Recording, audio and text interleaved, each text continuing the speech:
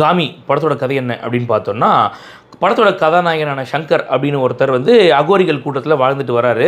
அவருக்கு ஒரு நோய் இருக்குது. என்ன அப்படின்னு பார்த்தீங்கன்னா, மனுஷனோட விரல் மேலே பட்டால் கூட பாடி பேரலைஸ் ஆகி இறந்து போகிறதுக்கு கூட வாய்ப்பு இருக்குது. ஸோ அந்த மாதிரியான நோய் இருக்கும்போது 16 வருஷத்துக்கு முன்னாடி உன்னை கேதர் பாபா அப்படின்னு ஒருத்தர் தான் கொண்டு வந்து இங்கே விட்டார்.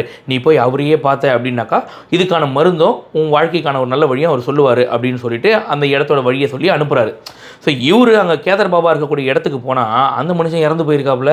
ஆனால் அங்கே அவரோட சிஷ்யன் ஒருத்தர் இருக்கார். அவர் வந்து எப்பா வா நீ தானே சங்கர், ஒன்றும் பிரச்சனை இல்லை, அவர் சாவறதுக்கு முன்னாடி உங்ககிட்ட இதை கொடுத்துட்டு போக சொன்னார் அப்படின்னு சொல்லிட்டு அதில் என்ன இருக்குன்னா, இமயமலையில் 36 வருஷத்துக்கு ஒரு தடவை மட்டுமே பூக்கக்கூடிய பூஞ்சை காளான் அப்படின்னு ஒரு விஷயம் இருக்குது. ஸோ அந்த காளானை எடுத்து நீ சாப்பிட்ட அப்படின்னாக்கா உனக்கான மருந்து அதுதான்ப்பா. ரெண்டாவது விஷயம் என்னன்னு பார்த்தீங்கன்னா, அந்த பூஞ்சை காளான் பூத்து 24 மணி நேரம் மட்டும்தான் அதுக்கு வீரியம் இருக்கும். அதுக்குள்ளே நீ அதை சாப்பிட்டே ஆகணும். இறுதியாக இவங்க 2 பேரும் அந்த பூஞ்சை காளானை எடுத்தாங்களா இல்லையா அப்படின்றது தான் படத்தோட